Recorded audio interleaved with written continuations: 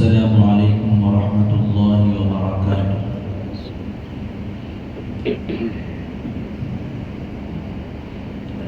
الحمد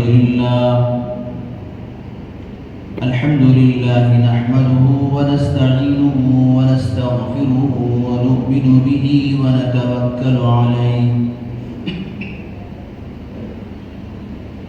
ونعوذ بالله من شرور أنفسنا ومن سيئات أعمالنا.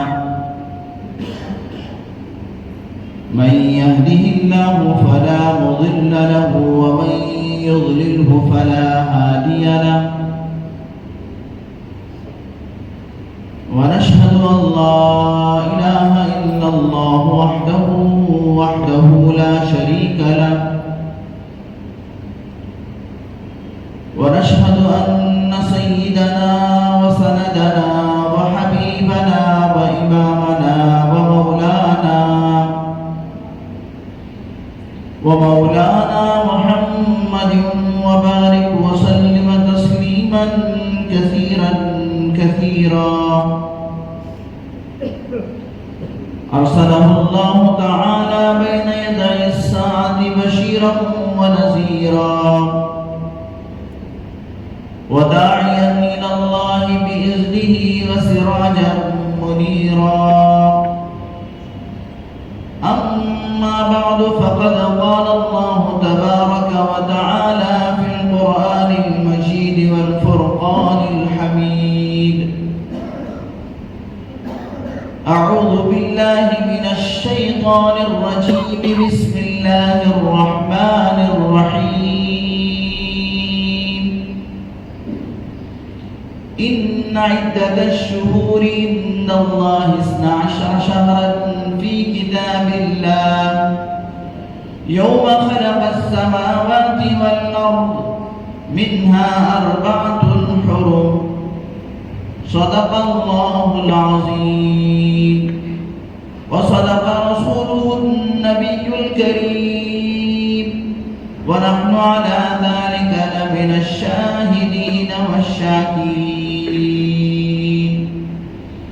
سبحانك لا علم لنا إلا ما علمتنا إنك أنت العليم الحكيم. رب اشرح لي صدري ويسر لي أمري واحلل عقدة من لساني يفقهوا قولي. اللهم صل على سيدنا مولانا محمد في أول كلامنا. اللهم صل على سيدنا مولانا محمد في أوسط كلامنا.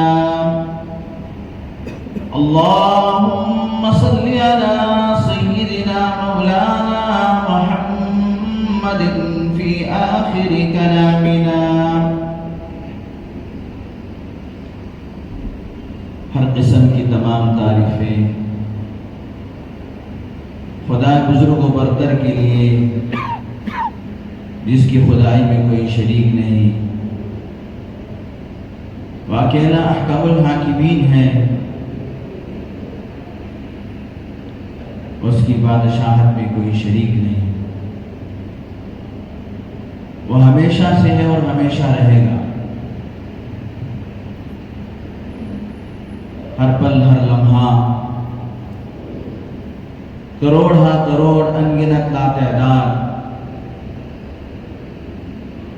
زمین کے ذرات سے بڑھ کر آسمان کے تاروں سے زیادہ محسن انسانیت فخر موجودات خلاصہ کائنات خاتم النبیین سید المرسلین رحمت للعالمین تاجدار بطحا محمد عربی محمد مصطفیٰ احمد مجتبی حضرت رسول پاک صلی اللہ علیہ وسلم پر درود و سلام. یا رب صلی وسلم دائما ابدا علی حبیبک خیر الخلق کلہم. معزز سامعین اکرام، فرزندان اسلام، بہت ہی قابل قدر بزرگوں اور دوستوں، آج 26 دسمبر 2025 جبکہ ہجری تاریخ 4 رجب المرجب 1447 ہجری، رجب کا مہینہ شروع ہو چکا ہے۔ گویا کہ رمضان قریب آ چکا ہے۔ یہ بہت ہی بابرکت اور محترم مہینہ ہے۔ رجب عربی کا لفظ ہے، رجب یرجب، ترجیب کہتے ہی احترام والا مہینہ، بابرکت مہینہ، عظمتوں والا مہینہ، بزرگی والا مہینہ۔ ورحبکم ترحیبا، کہ ہم آپ کا پورا پورا احترام کرتے ہیں۔ تو رجب اسی سے نکلا ہے۔ چنانچہ امام الانبیاء خاتم النبیین سید المرسلین رحمت للعالمین حضرت محمد الرسول اللہ صلی اللہ علیہ وسلم جب رجب کے مہینے کا چاند دیکھتے تو آپ اکثر اپنی دعاؤں میں یہ دعا کیا کرتے تھے، اللہم بارک لنا فی رجب و شعبان وبلغنا رمضان۔ اے اللہ، رجب اور شعبان میں برکت عطا فرما اور عافیت کے ساتھ رمضان تک پہنچا۔ کیا مطلب؟ رجب کا مہینہ ہجری کیلنڈر کے اعتبار سے 7واں مہینہ ہے اور رمضان کا مہینہ 9واں مہینہ ہے۔ جب اے اللہ تو نے اتنی دور تک لایا ہی ہے اور کچھ دور پہنچا کر رمضان سے ہمیں ملا دے، رمضان کی برکتوں سے ملا دے، رمضان کی رحمتوں سے ملا دے، رمضان کی مغفرتوں سے ملا دے۔ میرے دوستو، سرکار دو عالم حضرت محمد الرسول اللہ صلی اللہ علیہ وسلم اللہ کے حبیب ہیں اور آپ علیہ السلام کے بارے میں اللہ جل شانہ نے ارشاد فرمایا کہ آپ کے اگلے پچھلے تمام گناہ معاف ہیں، آپ معصوم ہیں، آپ محفوظ ہیں۔ اس کے باوجود میرے اور آپ کے آقا یہ تعلیم دے رہے ہیں، تو یہ تعلیم ہمارے لیے ہے۔ اللہ کے نبی صلی اللہ علیہ وسلم گویا کہ ہم کو یہ بتلا رہے ہیں، یہ سکھلا رہے ہیں کہ تم رجب ہی کے مہینے سے رمضان کی تیاری شروع کرو۔ اور تیاری کا کیا مطلب ہے؟ رسول اللہ صلی اللہ علیہ وسلم رجب ہی کے مہینے سے روزوں کو رکھنے کی پریکٹس اور گاہے ماہے روزے رکھ کر اپنے آپ کو رمضان کے روزوں کے لیے تیار کر لیا کرتے تھے کہ رمضان کا مہینہ آنے والا ہے، کہیں ایسا نہ ہو کہ تم کو روزے کی عادت نہ ہو اور پھر تم رمضان کے فرض روزے چھوڑ دے اور اللہ تبارک و تعالیٰ کے عتاب اور عذاب کے مستحق بن جائے۔ چنانچہ اللہ کے نبی صلی اللہ علیہ وسلم نے ایک حدیث پاک کے اندر فرمایا کہ رجب کا جو مہینہ ہے وہ رجب کا مہینہ اللہ کے بندوں کا مہینہ ہے، وہ رجب کا مہینہ اللہ کا مہینہ ہے، اور شعبان کا مہینہ میرا مہینہ ہے، اور رمضان کا مہینہ اللہ کے بندوں کا مہینہ ہے۔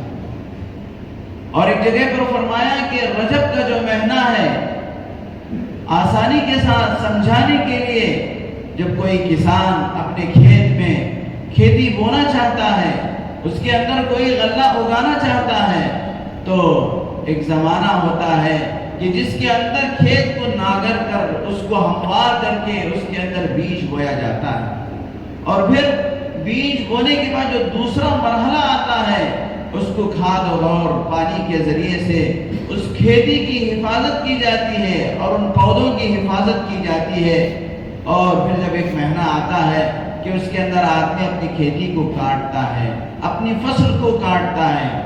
اسی طریقے سے فرمایا کہ رجب کا مہینہ یہ بیج بونے کا مہینہ ہے، اور شعبان کا مہینہ کھیتی کو سیراب کرنے کا مہینہ ہے، رمضان کا مہینہ نیکی کی کھیتیوں کو کاٹنے اور فصل بہار کو جمع کرنے کا مہینہ ہے۔ چنانچہ سارے ہی مہینے اللہ کے ہیں، لیکن اللہ جل شانہ نے اس مہینے کو محترم بنایا۔ قرآن مجید کا اللہ جل شانہ فرماتے ہیں ان عدت الشہور عند اللہ 12 شہرا فی کتاب اللہ، مہینوں کی تعداد 12 مہینے ہیں اللہ کے نزدیک۔ یہ مہینے کسی دنیا والے نے نہیں بنایا، یہ سال اور یہ مہینے اور یہ دن، یہ ایام، یہ سب کچھ اللہ تبارک و تعالیٰ نے بنائے ہیں۔ اور اللہ تبارک و تعالیٰ خالق کائنات ہیں، اس پوری کائنات کے پیدا کرنے والے اللہ ہیں۔ لیکن کچھ ایسے لوگ ہوتے ہیں جو اللہ ہی کو نہیں مانتے۔ اب ان لوگوں کو کیا کر سمجھائیں؟ ان کے دماغوں کے اندر ساری دنیا کے بارے باتیں معلوم ہوتی ہیں، لیکن وہ اللہ کو کیسے کر معلوم کرے؟ اللہ تو وراء الورا ہے، اللہ ہمارے دماغوں سے، ہمارے خیالوں سے، ہمارے عقلوں سے بھی بالا تر ہے۔ اللہ تبارک و تعالیٰ نے فرمایا اگر تم مجھے سمجھنا ہو تو میری بنائی ہوئی کائنات کے اندر غور کرو، اس آسمان میں غور کرو، تمہیں اللہ سمجھ میں آ جائے گا، اور اس زمین پر غور کرو، اللہ تمہیں سمجھ میں آ جائے گا۔ اللہ کی ذات میں اگر غور کریں گے تو تم گمراہ ہو جاؤ گے، اس لیے کہ اللہ تبارک و تعالیٰ ہمارے عقلوں سے، ہمارے دماغوں سے، ہمارے خیالوں سے بالا تر ہے۔ اسی لیے شاعر فرماتا ہے تو دل میں تو آتا ہے سمجھ میں نہیں آتا، تو دل میں تو آتا ہے سمجھ میں نہیں آتا، میں جان گیا کہ تیری پہچان یہی ہے۔ چنانچہ میرے دوستو، آج پوری دنیا کے اندر جو اسی ہفتے میں جو ڈیبیٹ چلا، پوری دنیا کے اندر اللہ تبارک و تعالیٰ کے وحدانیت کے بارے میں جو ملحد اور جو اللہ کا انکار کرنے والے ہیں کہ علماء نے ان کے دان کھٹے کر دیے۔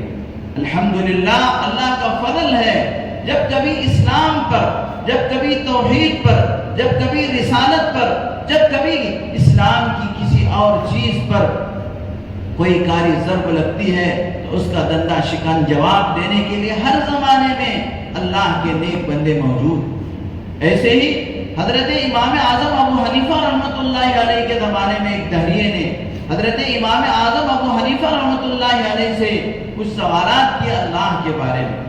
اس نے کہا کہ مجھے اللہ کے بارے میں ان سوالات کا جواب دے دو، میں تمہارے دھرم کو ماننے کے واسطے تیار ہوں۔ چنانچہ اس وقت بھی امام اعظم ابو حنیفہ رحمۃ اللہ علیہ نے ساری دنیا کے سامنے اس دہریے کو ایسے جوابات دے کر اسے دندہ شکن کر دیے تھے، اور اللہ تبارک اللہ کے نبی حضرت محمد رسول اللہ صلی اللہ علیہ وسلم نے فرمایا الاسلام یعلو ولا یعلا، اسلام ہمیشہ سربلندی کے لیے آیا ہے، کبھی مغلوب ہونے کے لیے نہیں آیا۔ اللہ تبارک و تعالیٰ نے اسلام کو بلند کرنے کے لیے، اسلام کے پرچم کو ساری چہار کے عالم کے اندر بلند کرنے کے لیے اللہ نے اپنے بندوں کو مخصوص کر رکھا ہے۔ جب وقت آتا ہے تو ان دہریوں کو، ان ملحدوں کو دھول چاٹنے پہ مجبور کر دیتے ہیں۔ مفتی شمائل ندوی صاحب نے دہریہ جاوید اختر کے سامنے ایسا ڈیبیٹ انہوں نے پیش کیا کہ وہ ان کے جو، حالانکہ علماء اکرام عربی میں پڑھتے ہیں، اردو کو اچھی طرح سے جانتے ہیں، انگریزی ان کو اتنی اچھی نہیں آتی، لیکن مفتی صاحب نے انگریزی کے ایسے الفاظ اس کے سامنے رکھے، کیونکہ وہ انگریزی جاننے والا تھا، کہ اس کو مجبور ہو کے مفتی صاحب سے کہنا پڑا کہ آپ تھوڑے آسان الفاظ استعمال کیجئے، میں اتنی مشکل انگریزی سمجھ نہیں پاتا۔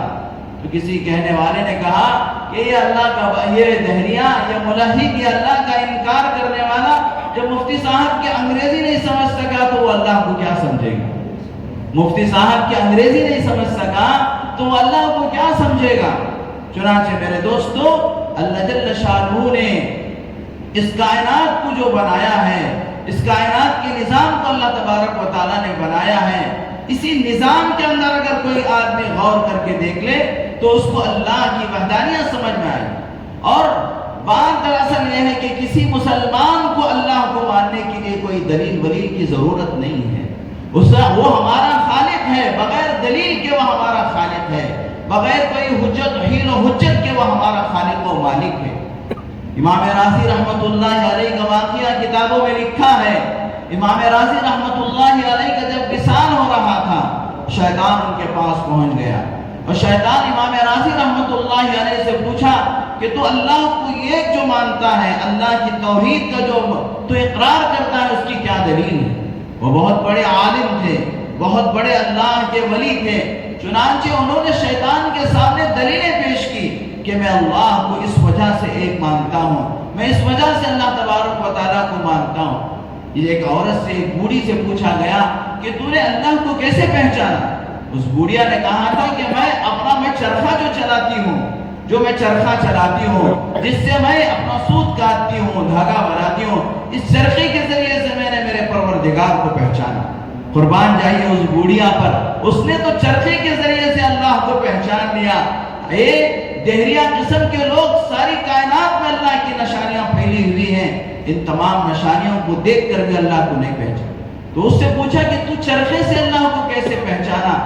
میں جب چرخہ چلاتی ہوں تو چرخہ چلتا ہے۔ اس سے پتا چلا کہ کائنات جو صبح میں سورج نکلتا ہے، شام میں ڈوب جاتا ہے، اپنے وقت پر چاند نکلتا ہے اور ڈوب جاتا ہے، یہ رات ہوتی ہے اور پھر دن آ جاتا ہے، تو یہ ضرور بھی ضرور اس کا کوئی چلانے والا موجود ہے، یہ سورج کا نکالنے والا موجود ہے، یہ سورج کو ڈوبونے والا موجود ہے، یہ چاند تاروں کو نکالنے والا موجود ہے، ایک رات کو لانے والا اور پھر رات سے دن کو لانے والا، اور اللہ تبارک و تعالیٰ کی وہ ذات جو زندے سے مردے کو نکالنے والا، مردے سے زندے کو نکالنے والا، وہ پائے وہ خالق و مالک وہ پروردگار موجود ہے۔ اللہ تبارک و تعالیٰ کی وحدانیت کی ڈھیر ساری دلیلیں ہیں۔ چنانچہ امام راضی رحمۃ اللہ علیہ شیطان کی ایک دلیل، شیطان کو ایک دلیل دیتے گئے کہ اللہ کو میں اس وجہ سے مانتا ہوں۔ چنانچہ کتابوں میں لکھا ہے کہ 100 دلیلیں امام راضی رحمۃ اللہ علیہ نے شیطان کے سامنے پیش کیے، تو وہ شیطان تو معلم الملائکہ تھا، اس کے پاس بہت سارا علم تھا، اس نے امام راضی کی ایک دلیل کو توڑتا چلا گیا، امام راضی رحمۃ اللہ علیہ کی ایک دلیل کو توڑتا چلا گیا۔ بلاخر امام راضی رحمۃ اللہ علیہ کا وصال کا وقت اب دنیا سے جانا ہے، اگر دلیل پیش نہیں کریں گے تو ممکن ہے کہ بغیر ایمان کی دنیا سے چلے جائیں گے۔ اس حالت میں امام راضی رحمۃ اللہ علیہ کے استاد امام راضی رحمۃ اللہ علیہ کے استاد کو امام راضی رحمۃ اللہ علیہ کی اس حالت کا کشف ہوتا ہے اور وہ وضو فرما ہوتے ہیں، نجم الدین کبریٰ ان کا نام ہے، وہ وضو فرما ہوتے ہیں، وضو کر رہے ہوتے ہیں، ان کو اپنے شاگرد کی اس حالت کا علم ہوتا ہے، تو وہ لوٹا پھینک کر کہتے ہیں امام راضی تو اس طرح کیوں نہیں کہتا کہ میں خدا کو بغیر دلیل کے ایک مانتا ہوں، مجھے خدا کو ماننے کے لیے کسی دلیل اور کسی ہیل و حال کی ضرورت نہیں ہے، وہ میرا پروردگار ہے، میرا خالق و مالک ہے، مجھے کسی دلیل ولیل کی ضرورت نہیں ہے۔ دلیل کی تو ضرورت دہریوں کو چاہیے، ملحدوں کو چاہیے، کافروں کو چاہیے، جاوید اختر جیسے لوگوں کو چاہیے، اور وہ دلیل مانگنے کے لیے آتے بھی ہیں تو اللہ کے نیک بندے ان کا پتا پانی کر دیتے ہیں، ان کے بدن میں راشا آ جاتا ہے، ان کے ہاتھوں میں کپ کپی آ جاتی ہے۔ اور میرے دوستوں، اسلام کو اللہ کے بندوں نے، اللہ کے جیالوں نے ہمیشہ ہر زمانے میں بلند کرتے آئے ہوئے۔ چنانچہ امام راضی رحمۃ اللہ علیہ اپنے استاد کی آواز ان کے کانوں میں پڑتی ہے، شیطان سے کہتے ہیں، شیطان اے مردود، میں اپنے پروردگار کو بغیر کسی دلیل کے مانتا ہوں، میں اپنے پروردگار کو بغیر کسی دلیل کے مانتا ہوں، لا الہ الا اللہ محمد الرسول اللہ پڑھا اور دنیا سے رخصت ہو۔ میرے دوستو، شیطان ہمیشہ ہمارے دماغوں کے اندر، ہمارے دلوں کے اندر وسوسے ڈالتا ہے، اور ان وسوسوں کی وجہ سے آدمی توحید سے، عبادت سے، نمازوں سے، اللہ کے گھروں سے دور ہو جاتا ہے۔ اگر انسان کو اللہ تبارک و تعالیٰ کی ہمیشہ وحدانیت کا اسے استحضار رہے گا، اور اللہ تبارک و تعالیٰ کے سامنے اسے حاضر ہونے کا اسے خیال رہے گا، تو کبھی وہ اللہ کی نافرمانی نہیں کرے گا۔ تو میں کہہ رہا تھا کہ یہ جو 12 مہینے ہیں یہ اللہ کے بنائے ہوئے مہینے ہیں۔ مفتی صاحب سے اس نے وہی پوچھا کہ اللہ تبارک و تعالیٰ اس دنیا کو بنانے سے پہلے کہاں تھا، کیا تھا؟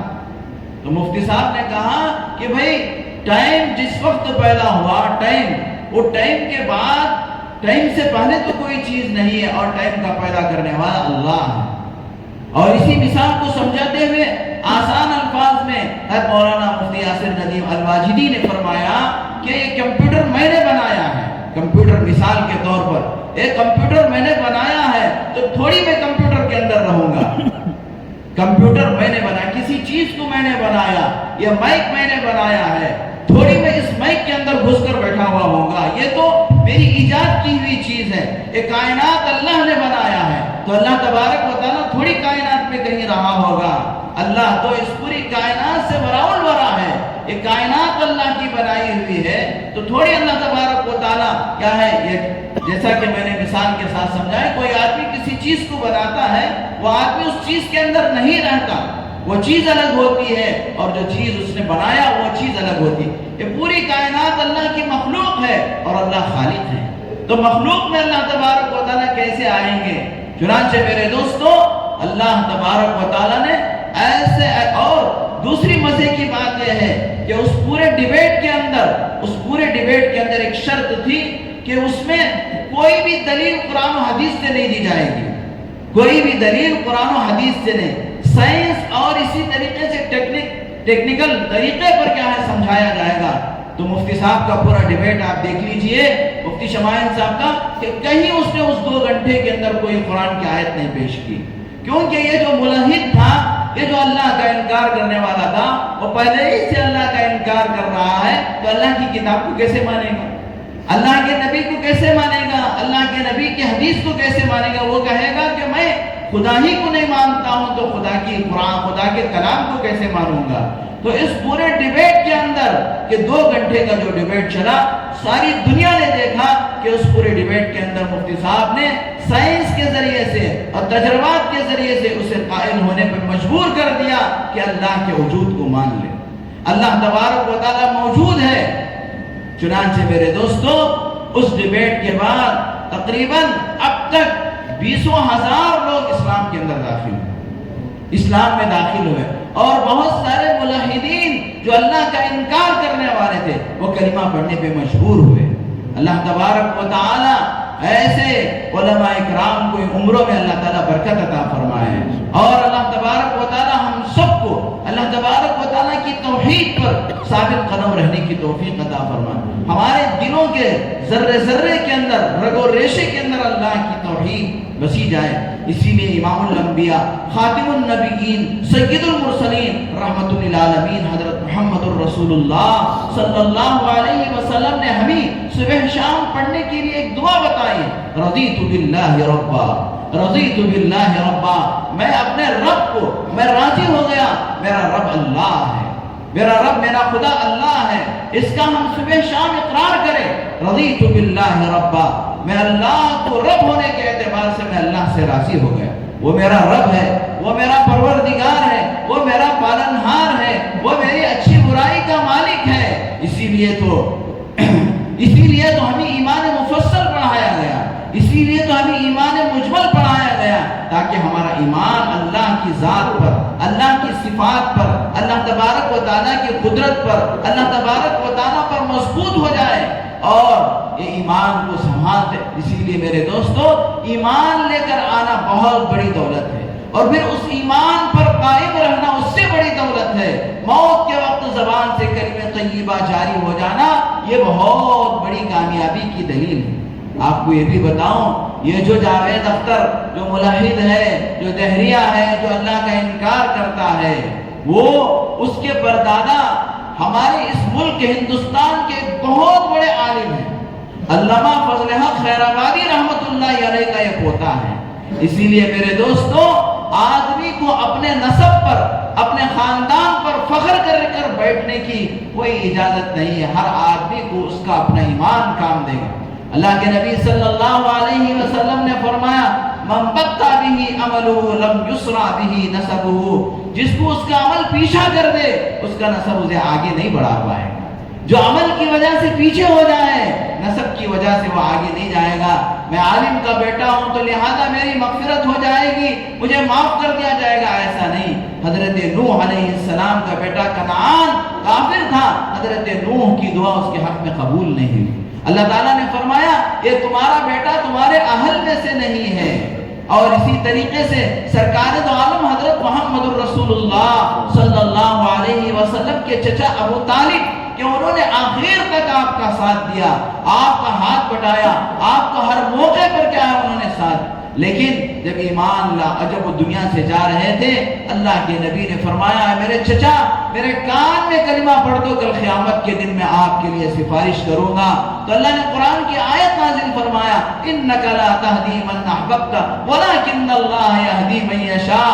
اے نبی جی آپ جسے چاہیں ہدایت نہیں دے سکتے، جسے میں چاہتا ہوں ہدایت دیتا ہوں۔ حضرت بلال حبشی رضی اللہ تعالیٰ عنہ کبھی کبھی وجد میں آ کر کہتے اے اللہ تیرا شکر ہے کہ تو نے ہدایت اپنے ہاتھ میں رکھا ہے، ورنہ اگر ہدایت انسانوں کے ہاتھ میں ہوتی تو مجھ جیسے کالے کلوٹے کو کون ایمان دیتا، مجھ جیسے کالے کلوٹے کو کون ایمان سے نوازتا۔ لہذا میرے دوستو اسلام کی شان یہی ہے کہ جب آدمی کلمہ لا الہ الا اللہ پڑھ لیتا ہے تو اس کلمے کی وجہ سے بادشاہ محکوم، غریب امیر، کالا گورا سب کے سب برابر ہو جاتے ہیں۔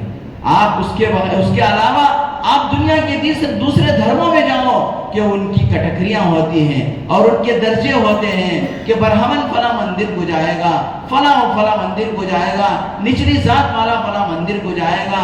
ہمارے دھرم کے اندر، ہمارے اسلام کے اندر ایسا نہیں، سب کے اندر اگر بادشاہ بھی کھڑا ہو تو اس کے بازو میں اس کا محکوم، اس کا غلام بھی آ کر کھڑ سکتا ہے۔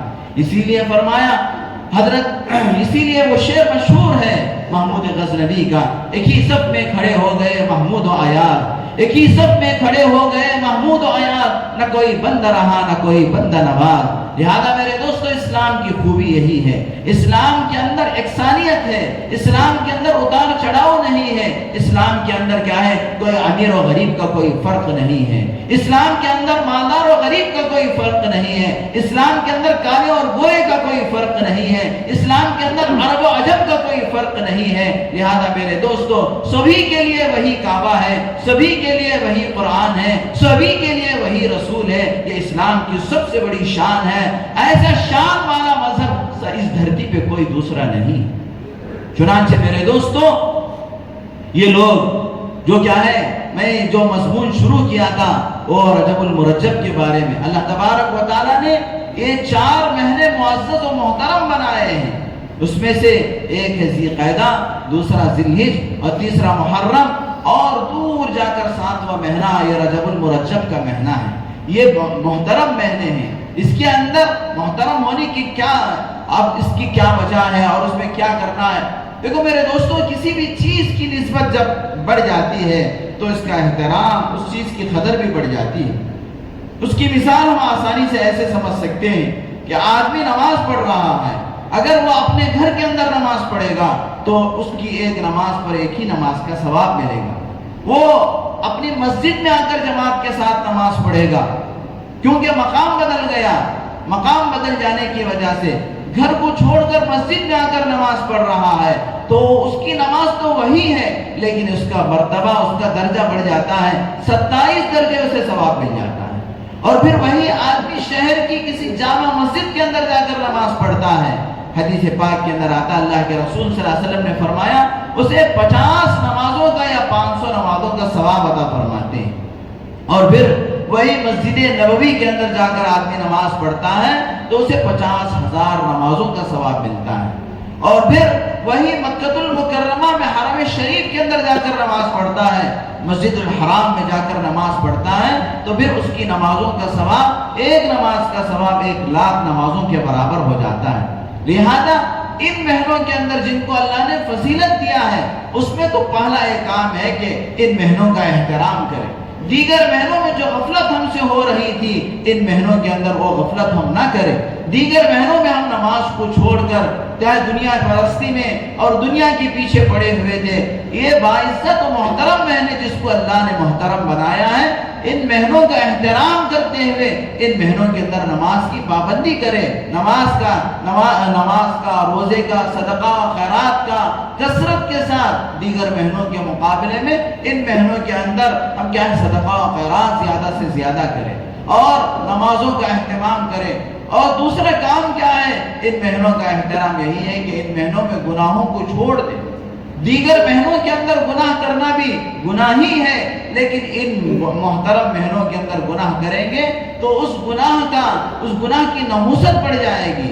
اللہ تبارک و تعالی یہ مہینے جو ہم کو اتنے بہترین مہینے ہیں کہ زمانے جاہلیت کے اندر بھی جبکہ اسلام نہیں آیا تھا ان میں ہر طرح کی جہالت پائی جاتی تھی، ہر طرح کی جہالت۔ صرف ایک اونٹ اپنے اونٹ دوسرے کے اونٹ سے پہلے پانی پی لیا تو صدیوں تک لڑائیاں چلتی تھی، تلواریں ہمیشہ ان کے نیام سے باہر رہتے تھے، بات بات پر لڑائی جھگڑا کرتے تھے۔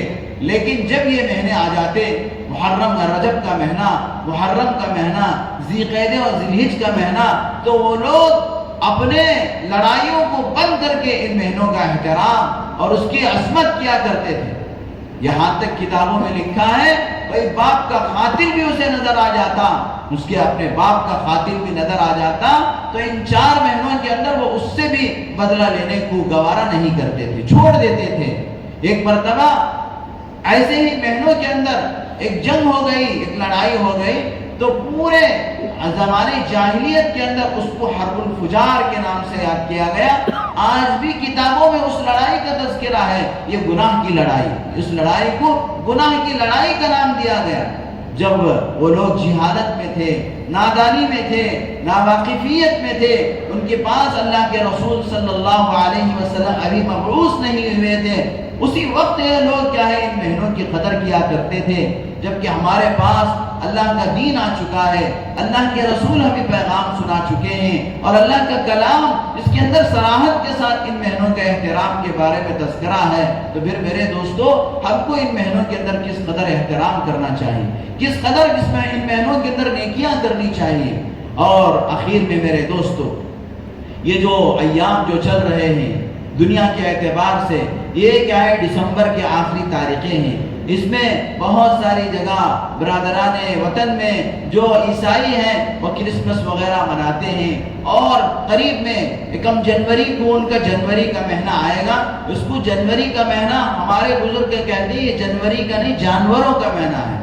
اسلام کے مہینے کی ابتدا محرم الحرام سے ہوتی ہے، اسلامی کیلنڈر محرم الحرام سے ہوتا ہے، اور ہمارے جتنے بھی احکامات ہیں، چاہے وہ رمضان کا مہینہ اس کے روزے ہو، اور پھر اس کے بعد عید الفطر ہو، اور پھر اس کے چند دنوں بعد عید الاضحیٰ ہو، قربانی کا مسئلہ، یہ ساری کی ساری چیزیں یہ اسلامی تاریخ سے تعلق رکھتے ہیں، اسلامی کیلنڈر سے تعلق رکھتے ہیں، انگریزی کیلنڈر سے اس کا کوئی تعلق نہیں۔ لیکن زمانے میں ہم اتنا گر گئے ہیں، ماحول کا ہمارے اندر اتنا اثر ہو گیا ہے کہ ہمارے میں سے بہت سارے بڑے بڑے لوگوں کو بھی اسلام کی تاریخوں کا کیا، اسلام کے مہینوں کا بھی صحیح سے علم نہیں ہے۔ صحیح سے کیا ہے، اسلام کے 12 مہینے شمار نہیں کر سکتے کہ اسلام کے 12 مہینوں کے نام کیا ہیں، اور کب شب برات آتی ہے، کب شب قدر آتی ہے، کب رمضان آتا ہے، کچھ پتہ نہیں۔ وہی میرے دوستو جو غیروں کی عیدیں جن کا ہمارا کوئی تعلق نہیں،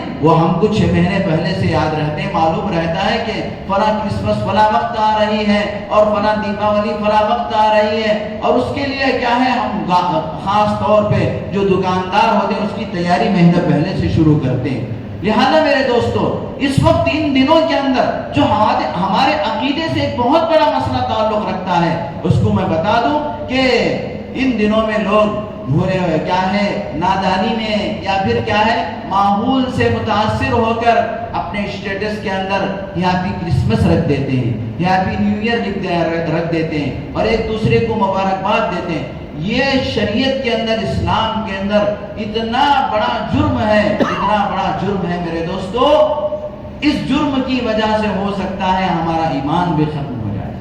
اس لیے کہ میری قسمت جو یہ لوگ کہتے ہیں اس کا کیا مفہوم ہے آپ کو معلوم؟ اس کا مطلب یہ ہے کہ اللہ کو بیٹا مبارک، اللہ اکبر۔ یہ میری قسمت کا جو مطلب ہے اس کے اندر کیا مطلب ہے معلوم؟ اللہ کو بیٹا مبارک، نعوذ باللہ۔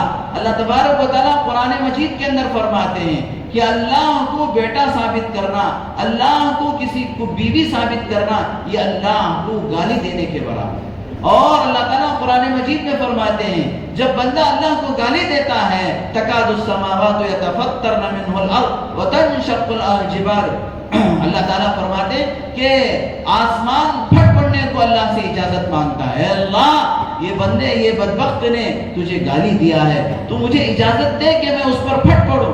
اور پہاڑ ریزہ ریزہ ہو جاتے ہیں، ریزہ ریزہ ہونے کو تیار ہو جاتے ہیں۔ یہ اتنی بڑی چیز ہے جس کا تعلق ہمارے عقیدے سے۔ ہم نے تو پڑھا ہے قل هو اللہ احد، کہہ دیجئے کہ اللہ اکیلا ہے۔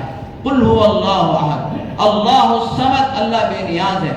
لم یلد ولم یولد، نہ وہ کسی سے جنا گیا نہ اس سے کوئی جنا گیا، یعنی نہ وہ کسی کا بیٹا ہے نہ اس کا کوئی بیٹا ہے۔ ولم یکن لہ کفوا احد، اللہ کے برابر کوئی ہو نہیں سکتا۔